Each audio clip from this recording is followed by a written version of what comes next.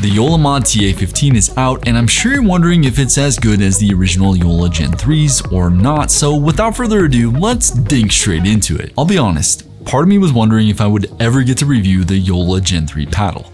JOOLA finally contacted me around the release of the original Gen 3s, asking if I would be interested in reviewing all 5 of their new paddles. I was actually pretty excited about this. I try and keep my excitement in check with any new paddle, as I want to make sure that I go into it as unbiased as possible, but the thought of 5 brand new Gen 3s landing on my doorstep was just pretty freaking cool. They finally arrived and I started testing them and getting footage for my video, and then, yep, you guessed it, they were unlisted. I decided to hold off on my review to see what was going to happen ultimately with these new Gen 3s. In case you missed it, the very short story is that JOOLA originally sent in a very early version of their Gen 3 paddles to USAP for testing. They were approved, but the issue was that when the Gen 3s were released, they were said to be different than the paddles that were sent in for approval, thus leading to them being delisted. Tons of back and forth happened between JOOLA and USAP, and JOOLA even filed a lawsuit against USAP stating that their delisting was not warranted. So as the dust settles from that whole ordeal, we get word that JOOLA is going to release a new paddle called the mod TA-15, so finally here we are. The mod TA-15 comes in at a price of $279.95. There's no discount codes for this particular paddle, but if you use the link in the description down below, it does help out the channel. So does the mod TA-15 play like the original Gen 3 JOOLAs? It does, and to be honest, it's essentially an identical experience. The only thing you get a touch less of in my experience is spin, but we will get into the spin metrics in a bit. The mod TA-15 really does play exactly like the original Gen 3 Perseus. The feeling off the face, the power, the pop, the sound is a touch different, but still has that more muted noise. It kind of just blows my mind and really solidifies that this whole situation potentially was some sort of emotional decision or a silly technical ordeal, because if a company of this size can release a new paddle that is now approved that feels and plays so ridiculously similar to a paddle that is delisted, well, that just kind of blows my mind and shows that the regulations and standards set in the pickleball industry are not fully set in stone. And this makes sense.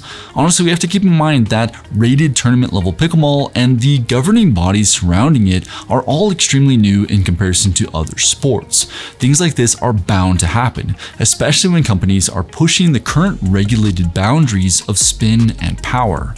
I'll be honest, JOOLA never really wowed me. A company this large with all the resources and capital should be producing some of the best paddles, especially in a sport that is generally newer. The company with more resources at their disposal should be pushing money and energy into innovating and creating the best damn product they can possibly make. But when they originally released their Gen 2 paddles, they were underwhelming for me. The sweet spot was tight, the spin was mediocre, and it was just a letdown given what you would think a brand like JOOLA could potentially produce. I brought this up in countless videos last year, saying how much of a letdown it is that these larger paddles like JOOLA and Selkirk keep coming out with the most underwhelming paddles, and the smaller companies are actually innovating and inspiring new ideas and materials to produce their paddles with.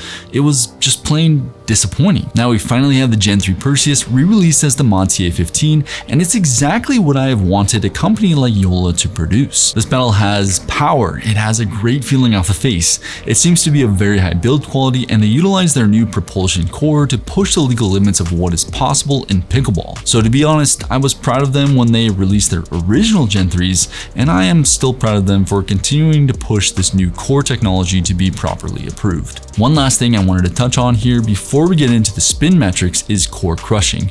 The original Gen 3 JOOLAs were delaminating and core crushing rather quickly for some owners, with reports coming in that some people were crushing the core of their new paddle within 1 to 3 weeks of play, which for a paddle this expensive is just not acceptable. And as of now, my mod TA-15 is not core crushed and seems fine thus far, but given that the general architecture of the paddle is just about exactly the same as the original, I want you to be aware and understand the risk that this paddle could have some of the same pitfalls in this area as the original release. From what I heard, JOOLA was doing a fairly good job exchanging paddles out when cores were being crushed, but still it's something to keep in mind when analyzing a potential purchase here. here. Spec-wise, the mod TA-15 comes in at an average overall weight of 8 ounces. It's an elongated paddle at 16.5 inches, it has a grip length of 5.5 inches, a grip circumference of 4.25 inches. It's 16 millimeters in thickness, the swing weight is 118.8, and it has a twist weight of 6.11. Spin-wise, the mod TA-15 comes in at 2245 RPM, which is only about 150 RPM less than my testing of the original Perseus Gen 3. It feels quite a bit less gritty than the original Gen 3 model, but the spin is there. So if you get one and you rub your finger over it, definitely expect it to feel smooth to the touch. But as the spin results show, don't let that smoother face fool you. The mod TA-15 gets some crazy dip over the net on drives and serves, and coupled with the propulsion core, you get some really solid dwell time when you strike the ball, which not only feels great, but really I believe is one of the main reasons this paddle gets such solid spin numbers overall. Let's compare this to some of the most popular elongated paddles in the space. We have the Gearbox Pro Power Elongated at 2240 RPM, the Rhombus FX-R3 at 2246 RPM, and the original Gen 3 Perseus at 2426 RPM. So we can see that the original Gen 3 Perseus had the most spin, but was likely doing so outside of the legal boundaries set by USAP. So now the spin results are much more in line with its direct competition in the space, which is nice to see. It seems that this 2250 to 2300 RPM zone is the top end of what can legally be achieved right now, but who knows what will happen in the future. As of right now though, the mod TA-15 is top tier in the spin category. Power and pop wise, the mod TA-15 comes in at 9.6 for power and 9 for pop, putting it just behind the Gearbox Pro Power Elongated, which comes in at 9.7 for power and 9.1 for pop. We also have the Rhombus FX-R3 at a 9.2 for power and 8.8 for pop, and lastly the original Perseus Gen 3 at 9.7 for power and 9.1 for pop. It dropped just a tiny bit when I was measuring the miles per hour on serves and quick hand volleys at the net in comparison to the original Gen 3 Perseus, but not much at all. Just enough to put it under the Gearbox Pro Power Elongated in this category. The power you get with this paddle is incredible, but keep in mind it's very hard to control. If you can keep your hand and your wrist soft on shots and not tense up, you might really enjoy this paddle.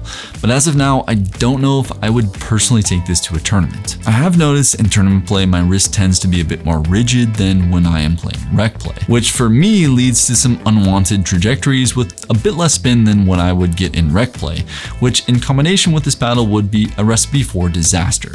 It's something I'm working on right now, just staying loose in tournament play, but overall I have to say in the power and pop category, the mod TA-15 does not disappoint. Sweet spot wise, the mod TA-15 feels pretty darn solid. I would say it has maybe just a tiny bit tighter of a sweet spot than the original, but that's something I think very few people would notice. I noticed it because I have hit over 100 different paddles now, and I am always swapping paddles around to really keep my touch and my feel honed in, but if you like the sweet spot of the original Gen 3 Perseus, then you will likely very much enjoy the mod TA-15. As far as rating goes, the mod TA-15 gets a 9.1 out of 10.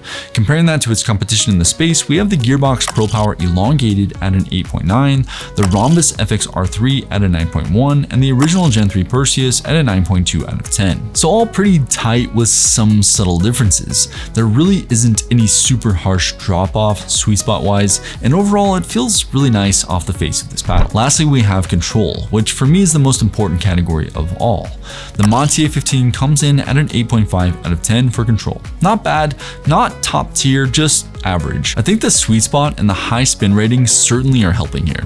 I love the plush feeling off the face, and I think that if you can stay soft on your drops and your dinks, this paddle can really work wonders in just about any category.